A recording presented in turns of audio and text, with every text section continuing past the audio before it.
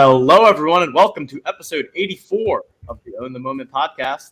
My name is TJ Lasig. I'm one of the co-founders here at OTM, and we are back with another afternoon edition of the Owners Club Strategy Show. And we've got a big one for the people today, don't we, Justin? We're going to be talking about the playoff party. We've got a fun announcement about the Miami Live final. A lot of good stuff to cover. It's fun. And we're doing a little afternoon, keeping with that. What is that, bright and sunny outside. Just getting, I'm just looking at what some of the people are going to get to experience down in Florida in a couple weeks. It'll be bright and sunny for sure. Bach, how's it going? Very professionally dressed for this afternoon podcast. I do appreciate that. Yeah, I got to bring it for the Owners Club today. I wore my Owners Club purple for us, so I hope you appreciate that. You can't really tell because it's not bright and sunny. It looks blue from our vantage point, but yeah, it is solidly purple. But the lack of natural light, so can't wait to be in Miami and enjoying that. That's fair. Now, Bach, when Ryan says that last week was a train wreck, is he talking about college football or? Yeah, it was for me, man. That was rough. We thought we were maybe going to get a little semifinals, Ohio State action down in Miami the day before the live final weekend. Would have been awesome. Fruition. Yeah, it would have been really cool. That would have been fun.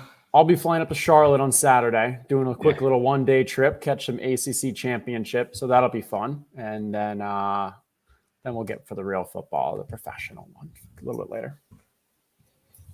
Love it. All right, a lot to cover today. We're going to go through – well, first we're going to talk about the live final location. I'll do that in just a moment. Then we're going to talk about the $100,000 playoff party contest that we are hosting. We're going to run through all the details of how the contest is going to be set up, the payout structure, all the good things. Then we're going to talk a little high-level strategy for the playoffs. What should people be thinking about? How can you start to prep for that massive contest, given that it's the largest contest we will be running this year? And then we're going to do a Week 12 review, Week 13 projections, marketplace values, and, of course, finish it off with our prize picks. Picks of the week. Shout out to our friends over at PrizePicks. Go ahead. You can still sign up with promo code TFC or OTM. No more bonus cards as a part of the promo because there are no more cards to be had after the Black Friday special. So shout out to everyone that loaded up and appreciate all the support. And let's get into it, Justin, because we have Miami coming up, and there's a couple cool spots in Miami, but one of the coolest spots is where the Miami Heat play, and it is FTX Arena. And we're going to be hosting the live final party within this building, Justin. Is that correct? That is 100% factual. We figured a crypto sponsored, I guess they're the title sponsor of the building. So obviously we had to take advantage and say, hey, you're crypto or NFTs. Let's throw our live final main event inside the Miami Heat Arena. It's going to be a blast. Going to be awesome. Looking forward to it. I saw the winners are now orange in Discord now. Producer Coop threw that curveball in there today. I kind of like it. You got to shout out to the winners. Respect. We got a little live final channel going, a little background there. Coop, we paid them their $1,000 for flights and travel and stuff. So we're like, well, if we're going to start paying them some money, may as well give them a little orange recognition. Love it. So shout out to all the people that are already booking their trips. Still a couple more chances these last few weeks to win your way in. And then also on Friday, we're going to have probably our most exciting, for sure, giveaway stream to date. Who's going to be on stream for that? Bach, I assume all of us. Yeah, I mean, I'm down. Me and Coop are running the show, but you guys can come party with us if you want to. It's either that or I'm going to pull an SB Mitchell and just kind of just troll and chat. I think we'll. I'm trying to move some stuff around, but I think we're going to all try to make it because 4 hosts, 4 live final VIP, giveaways. Pretty nice. It's going to be awesome. Yeah, I can't wait for it. I know the whole team's going to be so pumped to get to see who joins us in Miami. So. Yes, indeed. Yep. So we've already taken the snapshots of the qualifications because the promo ended yesterday. So we'll be making sure that between now and Friday, we get all the wheels squared away, and then we'll be spinning the wheel for 4 people to join us, but not compete, but join us at FTX Arena, hang out, drink some beers, eat some food. It's going to be a good time. They may have a chance to compete. Not in the main live final contest, but I hear there might be some small little competitions throughout the weekend, throwing a little extra prizes and some competition going on. So that'll be fun. Okay. I love it. You know what else is going to be fun? You know what else in general is fun? $100,000. That's a lot of money. That's a fun amount of money. $20,000 to first place. Here we have it, everyone. We've got the Playoff Party contest. $100,000 in prizes. 300 people paying out. $20,000 up top to first place. And here's how it's going to work. 11 cards. So for the first time ever, you will need to use 11 cards to fill out your lineup. This will be 2 cards of each position: quarterback, running back, wide receiver, tight end, defense. So the standard main event format just doubled up, and then 1 flex spot on top of that. That can be any position that you want. Still just 1 joker per lineup. You cannot play multiple of the same card, including the jokers, and 3 entries per person. This will lock at the beginning of playoffs, and then the contest plays out throughout the entirety. So from the wild card all the way through the end of the Super Bowl. Same scoring system: highest score wins, lowest score or low serial breaks the ties. What else do the people need to know about the playoff contest? I think you got the basics, the rules, but I think that's just the beginning. I know Bach's already been grinding behind the scenes, thinking about strategy. Underdog actually just released like a playoff contest yesterday. So since I can't play this one, I was practicing that to get my head going for the right strategy. But that's what we'll talk through a little today, because there's definitely some strategy elements here that we can start thinking about how to take advantage of today, mainly through marketplace and just kind of, planning ahead.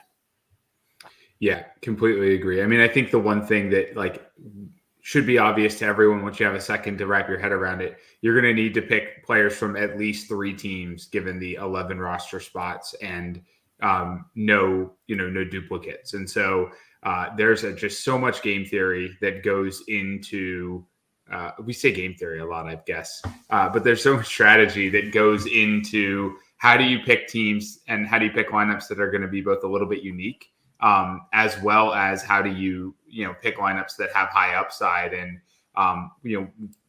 Justin and I did a lot of the underdog fantasy or playoff best ball contest last year. Was lucky enough to do pretty well in that, and it's all about optimizing. Bachman won one of the contests. Well, did pretty well. Right, did pretty well, but was lucky enough to do pretty well in that. And it's all about optimizing on upside and just develop. Planning for, hey, I don't want 2 guys from 5 different teams. I want in this scenario where this is the conference finals matchup. Here, I have the optimal team given that. But it's interesting too. So I mean, Bachman, when we did that, how many teams did you draft? Oh, a ton. Probably 30, 40. Yeah, at least. A lot. Probably and so that allowed you to really use this strategy and cover a lot of the bases. Here, you're only allowed 3 entries per person. So you got to get a bit more strategic around things, because we don't know who's going to get the buys yet. But eventually, you're going to have 2 teams that have a buy. Now, those are the 1 seeds. Vegas odds, those teams probably have the best chance to make it to the Super Bowl, if not the best, very close. But they're guaranteed 1 fewer game than everyone else. And in this contest, if you don't have a game that first week and other players do, those players are going to potentially have line of sight to more upside. So there's definitely some strategy elements to it may not be best just to focus on the 1 seeds that have the bye. Maybe there's a 2, 3, 4 seed that you think has the chance to play in all the games, or maybe you do some kind of combination. Because I think the other thing I really like about this is, all right, we're paying out 300 entries. Now, let's think, how many entries are there going to be? All right, well, how many teams? 14 teams make the playoffs out of 32. So you're looking at a little over a third. What is that? Let's do the math real quick. Around high 30s. Probably 40%. 14 maybe divided by 42.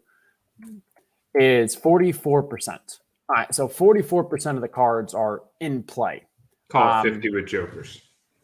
What was that? Yeah, okay. Yeah, Call it 50% 50 with jokers for easy math. So you're looking at maybe a little less than 25,000. Now, 11 entries each. So 25,000, 11 cards per an entry means the most possible is like 2,200 entries. And that's if everything was perfectly allocated. You then assume that, well, a lot of people have more than 11. Some don't have 11. So my guess is we're going to see like maybe 1,000 entries or so. That means 30, if it is 1,000 entries, that means 30% of the entries are getting paid out. So while like Bach, when we always talk about like upside, and I do believe like, hey, there is still a strong argument that you should be going for upside because 20K up top is awesome. There's also that like, hey, this is a free contest and all you need to do is finish in the top 30% to get anything. So I do think you will have some people who are like, well, I want upside, but I'm also going to play it a little safer just because I want to get some kind of payout and finish in the top 300, top 200 or so. Yeah, completely agree. And, I think the optimal way to do this is figure out how to get a little bit different. You don't probably have to get a lot different in this contest to take it home, but you got to get a little bit different to give yourself the upside. And there's ways to do that also limit your kind of downside risk there. Yeah, agreed. And no, I love this payout. We tinkered with a few different kind of payout styles and stuff, and tried to get a fairly flat one with only 20% going to the top. Like if you compare that to some of the other contests that you see around like industry and stuff, I think this is actually one of the flatter and definitely one of the deeper payouts when you're saying we expect around 30% of people to actually get paid. Love that. Yeah, definitely. I think goes without saying, but it's going to be good for people that own full teams of some of these playoff teams, right? So you can stack up the entire set of cards from Tampa Bay or whoever your favorite is. But then also you probably have to worry about, like Bach said, getting different. And I would imagine that a team like a Tampa Bay would get a lot of full stacks entered into the tournament. So just interesting strategy dynamics for sure. Yep, a lot. And I know some people still actually listen to this on podcast without being able to view this. So I'm just going to read it real quick. So first overall is 20K, second 10K, third 7,500, fourth 5,000, fifth 2,500. Then 6th to 10th place is 1,500. So finish in the top 10, you're making at least $1,500. 11th to 50th is 500. 51st to 100 is 250. 101st to 200th is 100, and 201st to 300th is $50. So 100K, a lot of payouts. Bachman, let's start talking strategy. Yeah, I think that makes sense. And I know we've talked a little bit about TJ, you mind if I steal the screen share? Yeah, go for it. We've talked a little bit about what are you looking to accomplish here? So first off, like highest level strategy, as many games as possible for your players or your cards that you select. It goes without saying, but as many games as possible. And there's that interesting strategy dynamic that Justin just talked about of some team, the best teams are going to have that first round bye. The best team in each conference is going to have that first round bye. And so to some extent, you're sacrificing a position there if you are playing those teams. One of the tools that I know Justin and I use extensively for, our playoff best ball contest is this 538, NFL odds forecast. Like this is just one way to do this kind of odds forecast. You can do the same thing with Vegas odds if you want to calculate it yourself. I'm sure there are others. This is one that I've used, and I especially like this feature over here, this choose your own results feature, which we'll get into a second. But starting to think about, okay, even today, right? What is actionable today? Hey, we've got 5 weeks until the playoffs, but looking at this, hey, who's likely to make the playoffs? Who's likely to get a first round bye? And starting to look at prices here to say, maybe I don't have a playoff, like 5 players from 3 different teams or enough players from 3 different teams that are almost certain to make the playoffs to submit a roster today. So how do I start to look at some of these odds down here for some of these cheaper offenses and say, hey, I want to put a team together that can play. How do I that has a chance to play? How do I take a shot at some of these today? Like, for example, Washington, 33% chance to make the playoffs, but you can go out and buy that Washington team really cheap today and potentially put a roster together, even just to start with, right now, I don't have enough cards to play in this contest, but I'm interested in giving it a shot while it's still inexpensive. And Bachman, I would guess that you probably even have some values among the teams that are highly likely. Like, let's scroll up a little. Look at the Patriots here. When I was doing some prep work, like Patriots are the 4th favorite to win the Super Bowl based off this. And if you actually take a look at like their Vegas odds, I think the Patriots are 10-1, which puts them at like 6th favorite. So even if you don't believe this math, like they're up there as one of the strongest, and we don't think much about them. And like during a normal week, you don't often see the Patriots like showing up at the top of the TOC leaderboard because every team's in play and such, and they win with their defense. But the thing is, if the Patriots actually make it to the Super Bowl, they still may not have these high scoring games, but just the fact that they are advancing that far to the Super Bowl, there's probably some decent value there. And so if I'm looking in the marketplace, like those are cards that historically are not expensive, but maybe it might be a contrarian play to, hey, stack the Patriots as, some of your cards within and then going from there.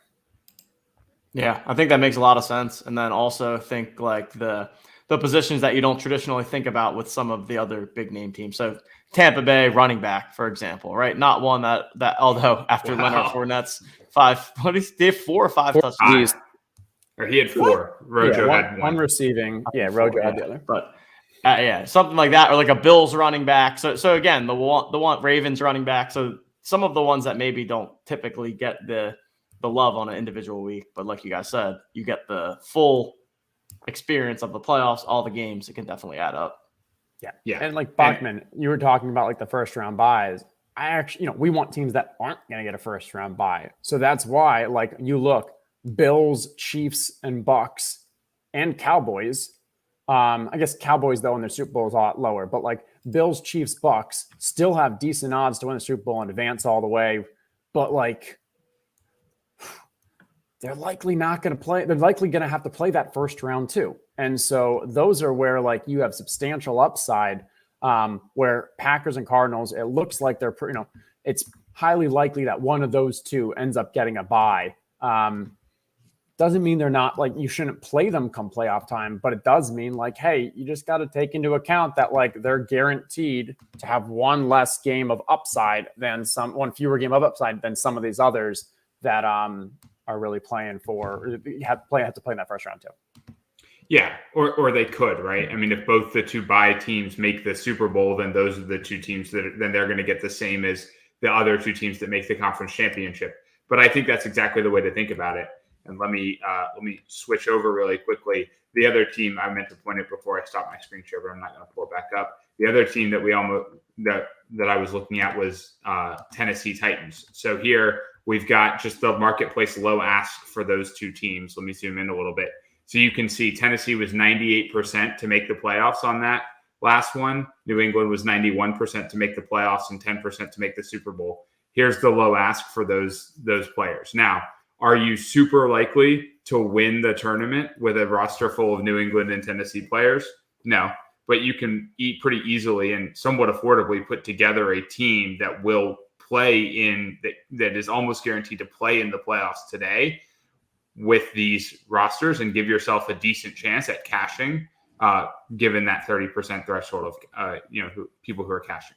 And I mean, if either of those 2 teams makes the Super Bowl, it's highly likely that the top teams will have a smattering of those because they're guaranteed to play the most amount of games. Like, let's say you had New England play against whoever, New England not getting a bye, having to win their way through, and playing against whoever got the 1 seed in the NFC. They would be the only team that had how many games that? I just want to make sure. Is it 4 games? Yeah. 4. They're the only one. Right. They're the only one with 4. In the AFC, there may only be teams with 2 if the 1 seed lost to them in the ACU championship. In the NFC, you only have 1 team with 3, and then everyone else with 2. Like they could have 2 more games than all but one other team. There's a lot of value, even if they don't put up these crazy points. And their opponents, they're beating them with their defense. So those teams also aren't scoring points. And we've done playoff games like this in the past where you pick individual players, and it's always, of course, super important to have more games. But it's even more relevant in this format where you're getting points for every single player at the position.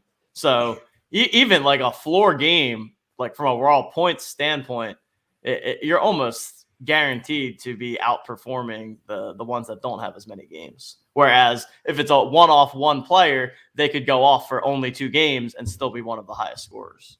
Yeah, very true. Very true. Yeah. So I think that's kind of the first thing that we're thinking about right now. How do I optimize on playoff strategy given this announcement? Now, the other thing that you can do, and I'll just pop the 538 window back up here for just a second. They're not paying us for this. We just actually really like their tools. Is this week 13 matchup and this choose your own results. So you can actually pick winners here and start to scenario out what might happen. Now, this is useful right now, especially if you're looking at some of these more kind of longer shots to make the playoffs, like the Chargers or like the Colts, right? So what if the Chargers win this week?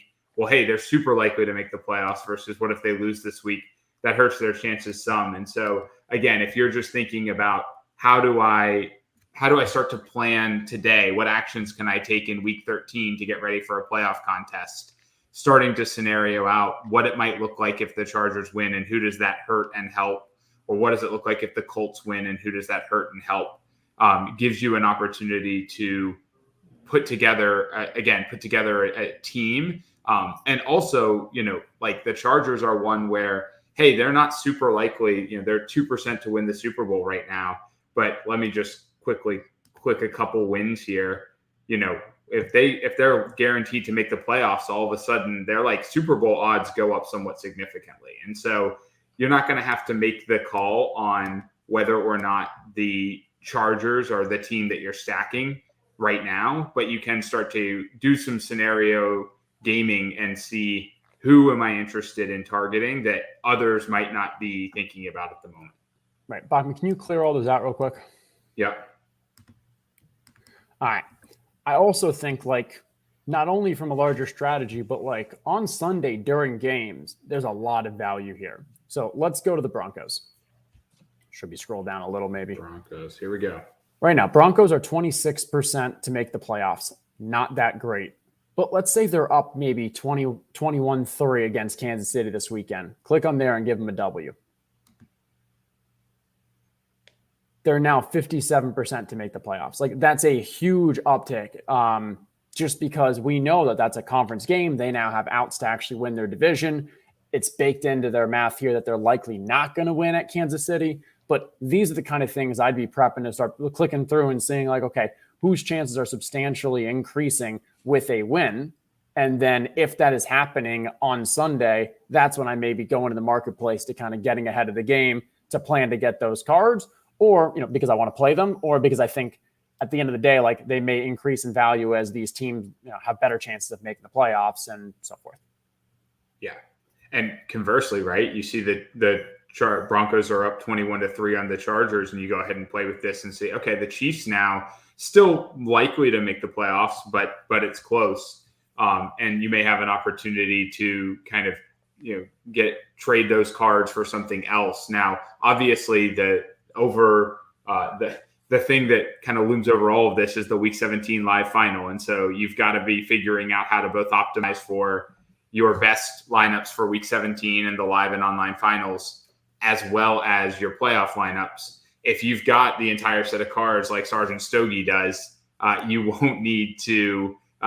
probably don't need to be hitting the marketplace and, messing with how do I build a roster out. But if you don't have the entire set of cards, this is a way to start to, again, in a relatively inexpensive way, build teams that have upside for that playoff contest. And there's also an advantage to doing that earlier because, let's be honest, there's going to be people that don't think about this until week 17, then they're going to the marketplace to buy these. So there's probably for the flippers out there an opportunity to scoop up some stuff now that's going to be able to be sold for more once more people realize what's actually happening here and the fact that 100K is a massive prize pool. So it should be fun to monitor the marketplace over the next couple of weeks leading not only into that crazy week 17 with all of these online final entries, but then also, of course, the playoffs following that. Yeah, I mean, TJ, I'm looking right now. I go to the marketplace, I click on view sales, and even just since we've been talking about this, you can see there are definitely some sharp people watching and making some purchases. There's a lot of marketplace activity around exactly what we've been talking about. And I think that's people who like, hey, we announced the rules. Now they understand where the value is and time to go snipe. Quickly, Sergeant Stogie, lock will be on Saturday for the playoff contest. We're not going to do the Sunday lock, just given that there's 4 games that first weekend and 2 of them are on Saturday. So lock will be before the first wild card game on Saturday. And then it's just one lock for the whole playoff. So that's right. So the you entire start at one contest. time, it locks, and then the contest is set in stone for the remainder. It's so much fun. I know there's a couple other like fantasy football sites that have run similar playoff contests, and without a doubt, it's my most fun time of the year for the strategy aspect. I mean, like the passive aspect. Like I like the prep and doing that for like a few days, but then once I submit, I don't want to have to do that every week. I just want to, okay, I'm done now. Get to continue to enjoyment and watch it, and yeah, no, it's fun. Yeah, should be fun. Justin and I are enjoying the underdog best ball. We're playing with this way more because we've got to pick players now for lineups that might or might not be alive. So yeah, that thing is selling out like in a week. They're gonna have to roll so many of them. Yeah, they put that out pretty early. Yeah. So yeah. And then, just a shout out Mark here. Wish you wouldn't have let me cash out my balance. It's okay, Mark. You can get back in the mix. But also shout out to us for today, delivering the first round of withdrawals. So successful, as Bach said in our Slack today. We are officially not a rug pull. We have paid out the people. So shout out SB Mitchell for the good work on that front. All right. Anything else on the playoff contest before we dive into a little bit of last week and then start talking some week 13? We can dive, but we can quickly run through a couple of these chat questions because just like with Phil Com. So first off, tea time. Any chance we get any utility for these cards if the playoffs are done? As we've mentioned before, not really a good, I think, community builder to kind of announce things where not everyone gets same access. So like when we announce this playoff contest, we also send out the email.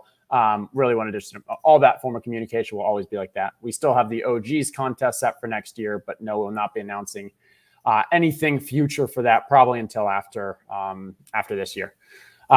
Any chance selling cards on marketplace will ever give USD and not ETH? Yeah, I would say it's definitely a possibility and something we'll probably look into in the off season. Right now, it really is. It's being done on the blockchain. You still need the WETH aspects. Everything we're doing is trying to kind of make everything more user friendly, and so that while it still runs on blockchain technology, it's not something that's like in your face or the user should have to deal with. And so definitely long term, hopefully in the off season, able to make it a smoother USD to USD and just make that, a clean interface for you all. Yeah, right. It's not going to change for this season, but for next season, I would say that almost definitely when you sell a card on the marketplace, that you will then get that added to your OTM balance, right? The same way that you get paid out in a contest, and we'll just have the kind of OTM wallet that way, and you'll be able to deposit onto the wallet. So that's definitely the end state that we're going to be working towards over the off season. Yeah, for sure. But yeah, so let's roll. If there are any other questions, obviously feel free, reach in, drop us a question. We'll see if we can work on the show. Obviously, we can also touch base with people afterwards, but happy to answer any of those. And yeah, let's go into some recaps, Steve. Oh, sorry. I just saw Nance said like button early and often. And I said, absolutely. The stream, people. Like the stream. All right. We had our week 12 highest and lowest scoring positions. Of course, it was a unique week with Thanksgiving happening on Thursday. So we had 3 Thursday games. You can see some of those cards. Buffalo QB, for example, coming in as the highest quarterback score from Thursday. We saw the highest quarterback, the highest lowest quarterback scores I think that we've seen all year, with my Eagles coming in at 9.86. Shout out Jalen Hurts. What a game. Just a terrible game. I played Miles Sanders in a DraftKings contest, which was just so dumb in hindsight. But apparently Boston Scott is just the goal line back now. Miles Sanders got hurt. You got to give him a little. Yeah, true. It's still not great to play a guy who's not catching the ball. And maybe that was a flop, but yeah, he got hurt. Give a little benefit of the doubt. Oh, it was Any big takeaways from this game. week, gentlemen, in terms of the scores that we're seeing? Big week for tight ends. A lot of high tight end scores. We don't always see that. But if you look at those, Buffalo, Chicago, and Dallas were all from the Thanksgiving. So definitely high scores, but also hey, you could have gotten those and known ahead of time. Also, no Kansas City was playing. So that's always, helpful. Yeah, I think I've got to take an L here on the giveaway show. We were talking and said, hey, Buffalo QB, probably top 5, not going to win the week. Dallas tight end, probably top 5, not going to win the week. And I mean, just stone wrong. I will, Justin, pat ourselves on the back for the Tampa Bay running back call. I think it was a week late. I think it was 2 weeks ago when they were just absurdly underpriced and low ask. We said, they're going to have one of those weeks that just absolutely that just wins the week where they get a bunch of touchdowns, and it happened. So I'm glad I wasn't wrong about literally everything last week. But yeah, just kind of a crazy week. And I mean, when you look at some of those low scores, like Tampa Bay wide receivers as the lowest scoring wide receiver is just unfathomable. It's unfathomable to start with. And then when I tell you that they scored 38 points in that game and they were the lowest scoring wide receivers of the week, I'm curious. I hadn't looked that up, but I'm curious what they were played in low ball, if literally at all, because I wouldn't have played them. I can't imagine having played them at all. I mean, Philadelphia tight end as well. A lot of people thought, hey, both of these two, all three. Wait, no, okay, that's Panther. Okay, Carolina, whatever. But yeah, Los Angeles here and Philly, strong tight ends. Definitely could have seen them at the top of the leaderboard, and 0 and 0.3. That Tampa one, that was astonishing. Yeah, so that nobody, not a single person played them in low ball, which I completely understand. 12% of main event lineups had the lowest scoring wide receiver position. I mean, that is crazy. Insane. So it's kind of Lenny, a random Uncle week. Lenny, just all Uncle Len. You love to see it. Breaking the kind of a crazy week. We had two of our best offenses on bye. They're back now. And low scoring week. I think it's 50 points lower than the top score from last week. Yeah. Is Tampa running backs the most, I don't know, I'm trying to think if valuable or upside for the playoff contest, because they won't have a first round bye, highly unlikely to. And if they keep winning, we saw what Leonard Fournette did last year.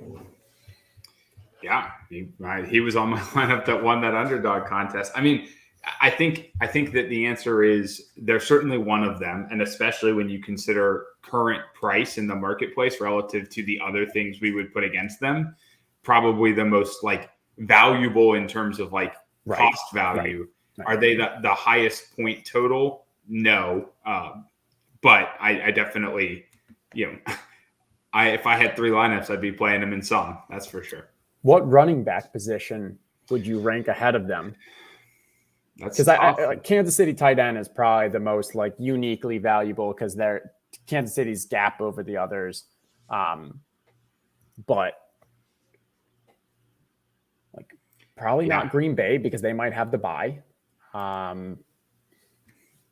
Green Bay. I mean, Green Bay is the one that stands out here if they were to have the bye. The other one is if Derrick Henry does return for the playoffs, which I think is unlikely but possible. There's a chance that Tennessee still gets the bye, but it's unlikely. Maybe Dallas. Yeah, maybe Dallas. That's tough.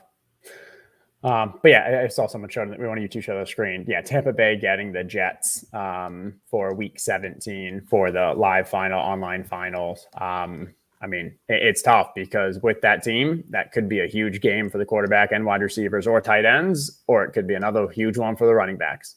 Hard to predict, but lots of upside. Yep. So Shout out to It's Matt, my bra, who's going to be joining us in Miami. Shout out to all the winners. No username again. Didn't we see this person come up and win? I think there are multiple. It's more than that's one. That's not actually their username. Is no username. This I literally is thought that they system typed issue. are trolling and typing that as their. Okay, No. so it's a system issue. No, it just So means, here's quite the it means that combo. they haven't created a username because like we have an email address for them and stuff and a wallet, but they just never created a username. And there's a small amount of them, but good job, you. There it is. So we got Tampa Bay running back showing their faces there. Got the low ball. High low ball score, 28 points. Big week for the low ball. And then, of course, I think it's because the bat, like, yeah, the good stuff didn't do. I don't know, I'm trying to think like why the low ball might have been higher or something. I have a question about Misfit Cards and why so many people played Buffalo tight end and Miami defense, but only one person played Dallas tight end and Miami defense when we knew that Dallas scored more than Buffalo. Like I guess that's just random luck of them having to pair it with Miami, but I thought that was kind of interesting.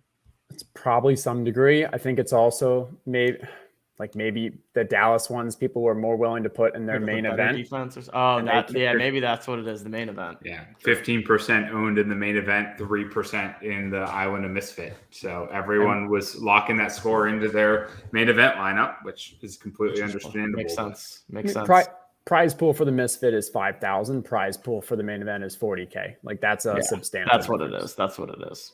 I didn't think of that when I first saw it. I just thought it was a little surprising. Yeah. So there we have it.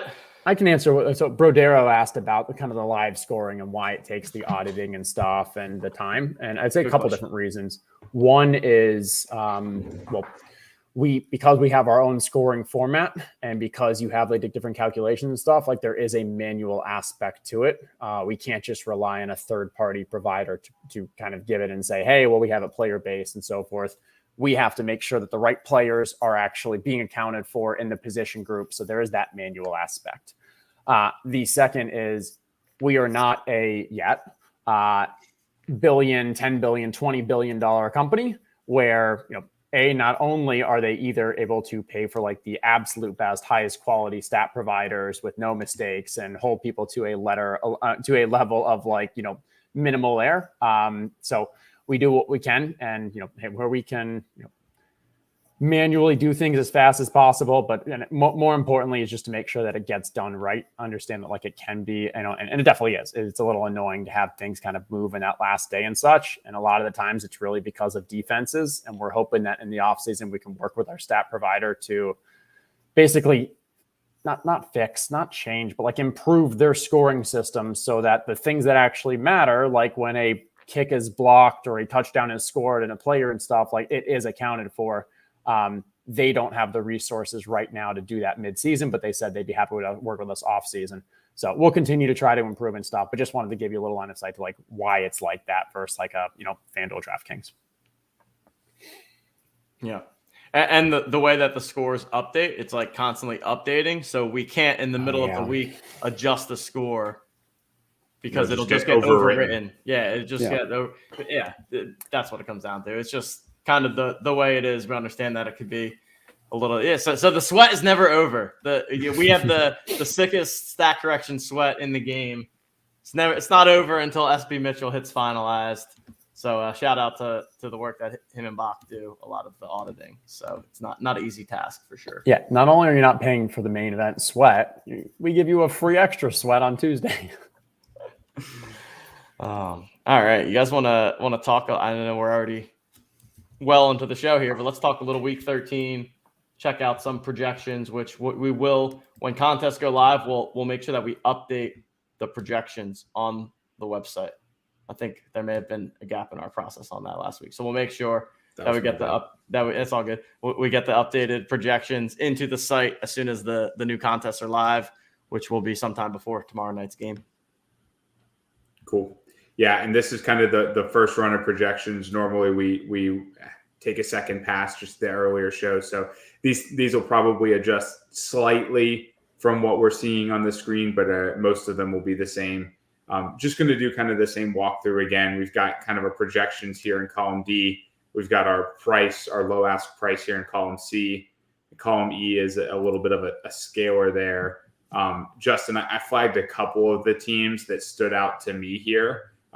Interestingly, like Indy last week, I think was a top 5 scoring quarterback. And if you'd played them, you would have been contrarian and you would have done pretty well. They're still relatively cheap, and they're in a relatively high team total situation here. But the team that stood out to me specifically when I looked at this was Vegas. Just at this point, if you're playing Washington football team, I want to play the quarterback who's playing against them. Any other teams stand out here to you? What was the Washington football team's recent primetime game that really just threw us for a loop? Was that last Monday night? They beat Seattle this past Monday, 17-15. Oh, that was such an ugly game. Yeah, it was brutal. I mean, but that's it's just miserable. That's probably more of a negative on Seattle than anything positive for Washington. But no, I'm in agreement there. Definitely a strong value there. And I think it's going to be interesting because you have got Buffalo coming off the long week. You got Kansas City coming off the bye. You got Tampa Bay where, the wide receivers did virtually nothing. So maybe there's like a bounce back thing. Can definitely see that this is a high scoring. The top offenses are the ones that you do want to own. Yeah. Again, this is probably not for if you have your pick of every card, and I'm not sure how much Las Vegas you're playing. Go ahead. So Buffalo is playing New England. I missed that today. So that is one that I would want to stay very far away from.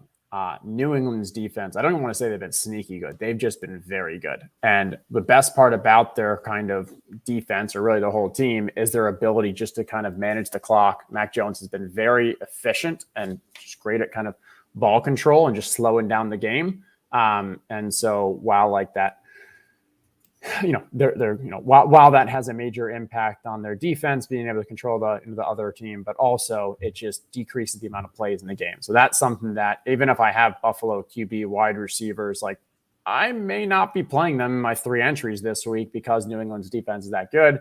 And I think if we look at game totals, Buffalo's total is only 23 and they're 2.5 point favorites. So that's just going to be a low scoring slugfest there. Tampa's at a 31 projected points. The LA Goats are 30. Those two really stand out among the rest.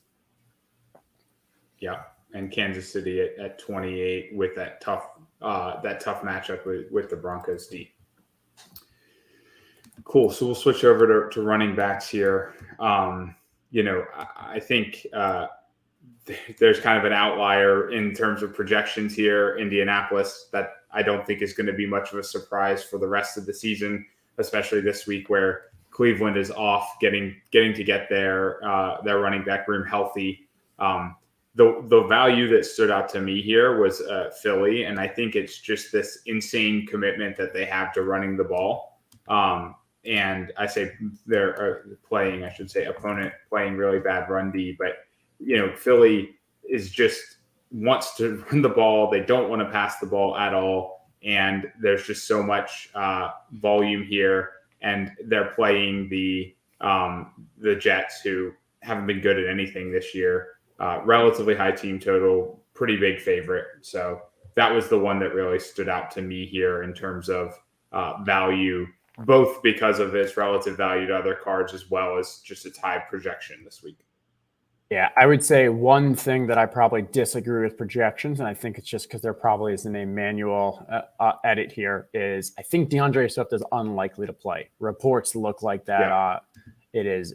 I don't think the word is actually doubtful, but the coach was saying like he doesn't expect him to play. So I would drop that one down a decent amount. Looking at the others and some of the opponents, let's see. Yeah, Tampa's just interesting again because 11-point favorites going against Atlanta. That could so very easily be another multi-3, however many TDs for that running game. And then how do you feel about seeing Cincy up there? And people apparently are liking it. People are buying those cards a bunch. Yeah, both the Mixon explosion last week. I know you had quite a sweat on Sunday and some DFS lineups by playing Mixon. coupled with playing Los Angeles, who have been one of the worst teams in the league against the run this year. It's not a surprise. I think fourth worst is the Chargers are against the run this year. Not at all a surprise to see them up there. And Cincinnati's shown if they get up, they'll run the ball. Yeah, nope. I like that. And then no question, if we had the optimal, Indy would be the optimal playing at Houston, 9-point favorites. Jonathan Taylor's probably going for 150. Jonathan Taylor is just a beast. Like he's so good. Good. And you could see nobody's wants to sell their Indy running back. No, that's a nice high price there. Let's see, who do they play week 17? That's what I'm sure people in chat already know this before I'll even look. Indianapolis schedule.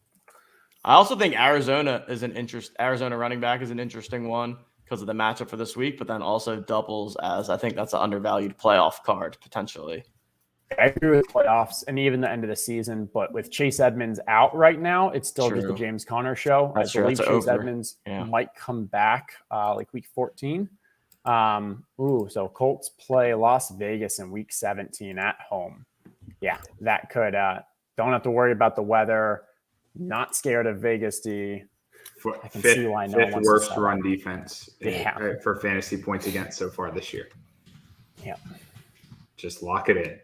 So cool. We'll switch to wide receiver quickly. I think from a wide receiver perspective, again, the one that stood out to me was Las Vegas. Kind of a similar reason, just that great matchup, that game total and the reasonably high team total.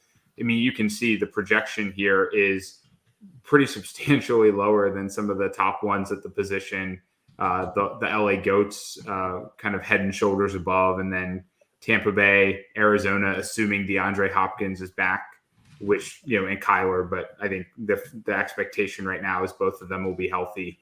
But when you just look at that price differential, $50 or more cheaper than kind of everything right above them from a projections perspective. I just want to say it is a good thing we don't have to worry about what to do with Dallas this week because they've got some crazy COVID situations going on. They're playing against New Orleans, who in general you'd want to attack them in the air. So wide receivers would be pretty strong. Dalton Schultz can have a strong game. It is a good thing that they're playing on Thursday, so people don't have to guess what happens there.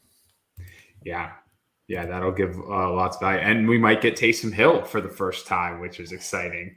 My best ball teams, they're waiting. The only format where 3 Taysom Hill rushing touchdowns isn't insanely valuable is TOC because we're already 6-point touchdowns. Any other wide receivers you want to touch on? Nothing else stood out to me from a huge value perspective here. That looks good. So, I mean, just going back to Cincinnati, because normally that's a game that hey, high scoring, high projections, only a 3-point favorite. But the Thunder Horses, the Chargers, have been, I think, second or third best against the pass. So not a game that I really want to attack them in the air with wide receivers. Maybe that, again, puts another feather in the Joe Mixon and the running game there. But that's one I'm a little more hesitant around. And then Arizona, I think we're going to get Kyler back soon. I'm probably still just a little worrisome about them, other than as CJ mentioned, the running game. Really, I'm worrisome about the entire team, but until Kyler gets back, and then hopefully they'll get clicking again. Yeah, it sounds like hopeful is the word that was used by Cliff Kingsbury today. So, I certainly would be disappointed. It sounded like they were close in week 11 and then the bye week 12. Let's jump to tight end. And, what a wasteland. Just in general, what an absolute wasteland. Makes you really appreciate what a gift last week was when you had 3 high-scoring tight ends on Thursday. I don't know where I would go here if I didn't have Kansas City tight end. Let's see, who's Pittsburgh playing this week? They are playing Baltimore. And Baltimore's given up, I think, the most points to tight ends this year. Yeah, I don't mind that one. And we're back to Coop and his Freiermuth, and we saw them getting some late points. But I think just because of kind of the injuries that have been stacking up, he is getting a legitimate role in that offense. But versus Baltimore, it's still just a slower paced game. I mean, Tampa is always attractive and, not scary with a major big favorite and stuff. Obviously, it can become a run, but Gronk is, I think, the most highly targeted on a route run, or either on a snap share or a route run of any tight end in the league right now, even higher than Kittle. So that's something and we know Cameron Brate is still getting his. I wouldn't be shocked if Tampa Bay ended up as the number 1 tight end this week. Yeah. And that makes sense. I mean, they're still relatively expensive compared to a lot of the others. So cool. And then lastly, we'll just touch on defense real quick. I know we're trying to wrap up soon. Play the New York airplanes at your own risk here, I think. Or that's the big men. Oh, that's the big blue men. You're right. Those Giants. But yeah, I think at the top, like the Arizona to Indianapolis, there are some strong matchups this week for those teams. I think it's Indianapolis, Houston, Arizona has a weak opponent in Chicago. This is where I would definitely, if I don't have one of these top ones that we have in projections, I'd probably spend that small amount to ensure that they're in my main event because they've got great matchups and they are great defenses. Yeah. Denver at $16 is, yeah, it's still just such a strong defense. And now they're getting a little more healthy. I guess this week they're going against KC. That's the problem. Well, you don't need that this week. Yeah. So then you buy them for later. You buy them for next week. That's right. Yeah. There's a ton of value to getting a week ahead on a lot of this stuff. So, all right. Their schedule. I'm just looking real quick. Their schedule coming up. So they got Detroit week 14. That's gorgeous. Yeah. So the options.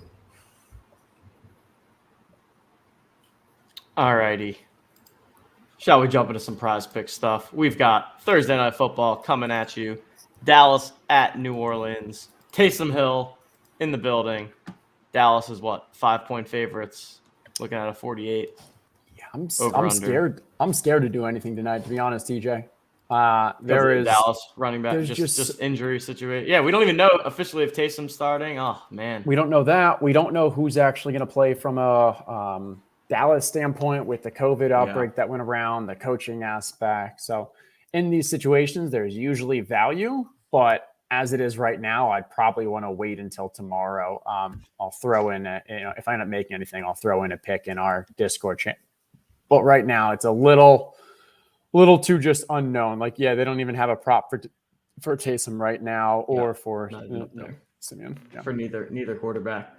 Yeah, so we'll give you guys any updates over in the Discord, but definitely, if you haven't already, sign on up, prizepicks.com, promo code TOC, get an instant deposit bonus up to $100. We've been having some fun there, throwing in some parlays for Thursday night, some on Sundays. And I think PrizePicks in the playoffs especially will be a fun time. It's when the games are spread out like that, it makes it even more fun to kind of evaluate game by game. So go ahead. Did you play when you were in New Mexico? I played a little bit. I was on a lot of Jalen Hurts passing overs and a lot of Cam passing overs, 40% projection edges, and they just absolutely got destroyed. So that was kind of a rough week there. Yeah, I lost my Josh Allen free money because I also went with Cam over, and the only thing that Cam went over was like his career. But oh man, yeah, it was rough. I'm not. Yeah, back. lots of injuries. Yeah, lots of crazy week. All right, good show today. We got the playoff contest coming. We're excited for it. It's a party, and we really just wanted to celebrate all of you guys that have spent this first season with us. It's been an absolute blast running the Owners Club here. Shout out to everyone in the community that's been participating. Been a ton of fun, but we're not even close to finished. We got plenty of awesome content. I think we still have over $500,000 in prizes remaining this season, including the big Week 17 and the big playoff contest. So, gonna be a fun end of the season. Any final words, guys? 17. So pumped. Week 17 is going to be. I still don't think I've wrapped my head around the madness that it's going to be and the cards that are going to be required to play in these contests. It's going to be fun. TJ's going to get lost inside the arena. Ah, the arena is going to be fantastic. Just can't wait. It's going to be a good time. All right, everyone. We're going to shut it down. Have a lovely evening, and we'll talk to you next week. So on behalf of Justin, Bach, and producer Coop behind the scenes, I'm TJ Lasig, and we will see you guys next time.